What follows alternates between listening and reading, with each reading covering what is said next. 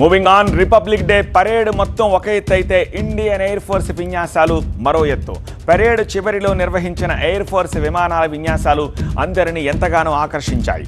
350 కిలోమీటర్ల వేగంతో Chandigarh air force station నుంచి బయలుదేరిన ఫైటర్ జెట్లు కర్తవ్య పథపై ఫ్లై పాస్ నిర్వహించాయి.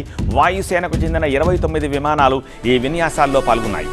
వీటిలో 16 యుద్ధ విమానాలు, 4 రవాణా విమానాలు, 9 హెలికాప్టర్లు ఉన్నాయి. Arjun formation, Vajrang formation, Varun formation, Vijay formation తోటి ఆకాశంలో అబ్బురపరిచే విన్యాసాలు ప్రదర్శించాయి. Raphael, Sukhoi, MiG-29, Jaguar, C-130, C-295 విమానాలు, ఇండియన్ నేవీకి చెందిన P-8I విమానాలు ఈ విన్యాసాల్లో పాల్గొన్నాయి.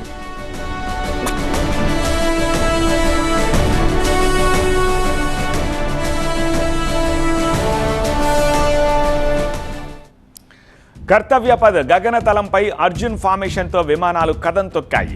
మొత్తం 3 విమానాలు అర్జున్ ఫార్మేషన్లో పాల్గొన్నాయి. దాన్ని ఇప్పుడు మీరు స్క్రీన్పై చూస్తున్నారు. C-130 రవాణా విమానం లీడ్ చేస్తుండగా 2 C-295 AC విమానాలు దాన్ని అనుసరించాయి. ఇవి టన్నుల కొద్దీ బరువును యుద్ధ క్షేత్రాల్లోకి మోసుకెళతాయి. అవి 350 కిలోమీటర్ల వేగంతో దూసుకెళుతూ వి ఫార్మేషన్తో కనువిందు చేశాయి. ఆ వి ఫార్మేషన్, దీన్నే అర్జున్ ఫార్మేషన్ అంటారు. స్క్రీన్పై మీరు దాన్ని చూస్తున్నారు. ఇక నెక్స్ట్ వరుణ ఫార్మేషన్. ఈ వరుణ ఫార్మేషన్తో ఫైటర్ జెట్లు గగనతలంలో కవాతు చేశాయి.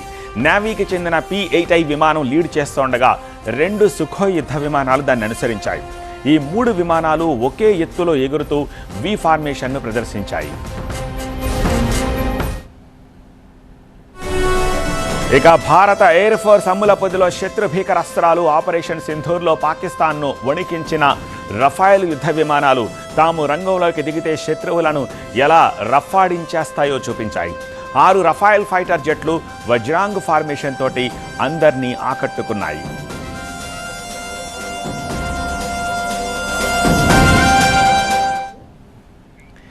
ఇక చివరిగా విజయ్ ఫార్మేషన్ తోటి యుద్ధ విమానాల విన్యాసాలు ముగిశాయి.